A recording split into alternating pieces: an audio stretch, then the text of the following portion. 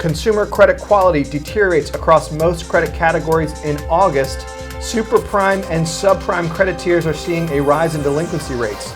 Personal loan credit originations up as stressed borrowers refinance debt with unsecured loans. I'm Jeff Richardson, host of CreditGauge Live. I'm joined by my colleague Atif Mirza, who's flying solo with me today. He's one of our lead analysts. So it is a beautiful September day out in New York City, but a little troubling out there for consumers.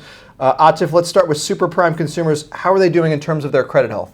Thank you, Jeff. So, superprime consumers who are the most creditworthy consumer with the highest credit scores, you think that they will be stable, right? But what we see in August VantageScore CreditGauge data is that even though credit delinquencies rose across all credit tiers, superprime segment saw the sharpest rise in delinquencies year over year.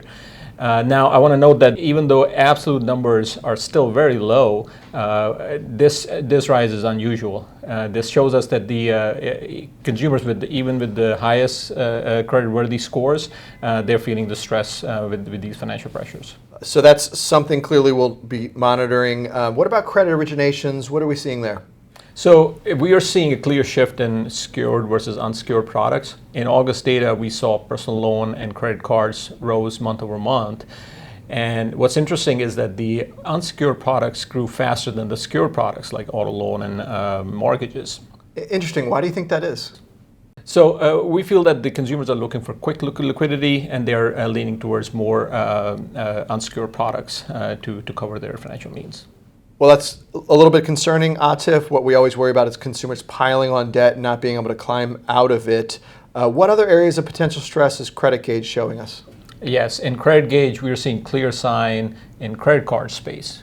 In August 2025, according to VantageScore CreditGauge, average balance in credit cards rose to $6,500. That's $100 up from last year, and then $70 from last month. We also saw utilization rate in the credit card space went up to 30.7. That shows us that the consumers are leaning towards credit cards just to get by. Now, from your previous questions, we saw delinquency rates rising, we saw originations in unsecured products going up, and we see the credit card average balance and utilization rate going up. That's clearly a sign that consumers are using credit as their lifeline. Thank you, Atif. Really appreciate your insights this month. As always, we just came through the school shopping time frame, and we're headed into that very important holiday shopping time frame. So a lot of reasons to pay attention to CreditGauge. So joining us next is our special guest, Dr. Rikard Bandebo. Dr. Bandebo is our Chief Strategy Officer and Chief Economist. And Rikard's going to lean into the auto finance market and provide some explanations for why we're starting to see some of the trends we're seeing in terms of delinquencies and balances in the auto loan market and what lenders can do about it. So you do not want to miss it. Stick around and we'll be right back. Welcome back to CreditGauge Live. I am joined once again, you returned, Dr. Rikard Bandebo, our Chief Strategy Officer and Chief Economist, is back as our special guest. So Rikard, we're getting a ton of questions and there's a ton of headlines about the auto finance market. Can you provide some context for the auto finance market? Certainly, Jeff. So we've been seeing auto loan delinquencies go up, and we've even seen lenders adjust their criteria to try to address this, but unfortunately to no avail. So we did a very in-depth study looking at all loan products and their delinquency rates going all the way back to the first quarter of 2010, just after the Great Recession, through to the first quarter of this year. And we found some interesting trends. First off, we saw that back in 2010, auto loans were the least risky of all products at that point in time.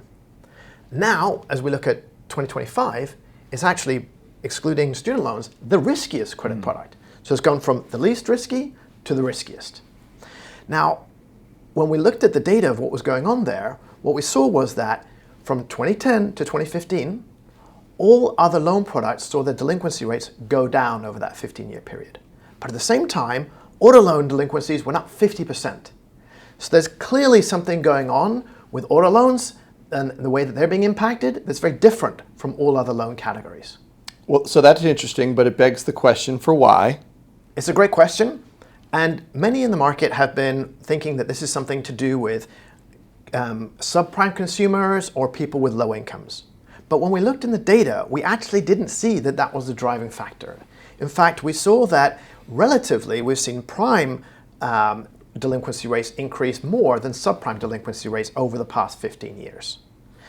But we saw another interesting trend. We saw that the average loan balance on auto loans has grown much more than the average balances across other products, including mortgage, credit cards, personal loans. Auto loans grew the most. They grew 57% between 2010 and 2025. So then we began looking at all sorts of data on the credit file and from the Federal Reserve. So as you can probably understand, car prices have gone up. And as a result, these average loan balances have gone up. And that means the monthly payment has been increasing for consumers. The double whammy on top of that is that more recently, interest rates went up. And so then they're seeing the finance cost add on top of that as well. So again, that monthly cost going up even more. The second factor is the overall credit health. And so what we're seeing is that as consumers have been using up more of their available credit, they've been increasing what's called their balance to loan ratio. We're seeing that auto loans are increasing in delinquency rates. We're also seeing that credit cards delinquencies are typically also highly correlated with auto loan delinquencies. So people will typically go default on their credit card and then they'll have trouble with making their auto loan. Mm-hmm.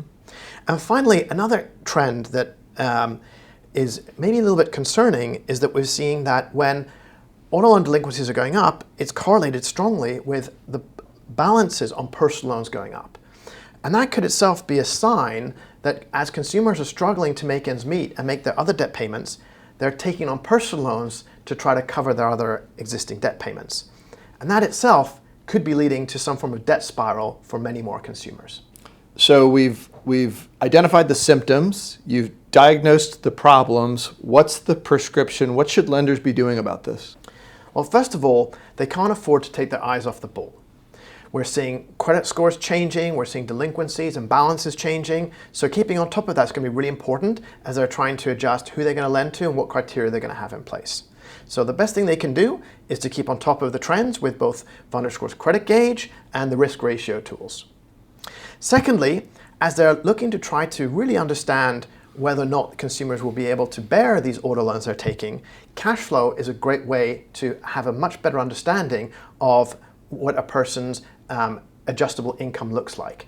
And so VantageScore 4 Plus incorporates cash flow data in being able to score people, and that could dramatically reduce the risk to lenders as they're looking to assess consumers for these auto loans.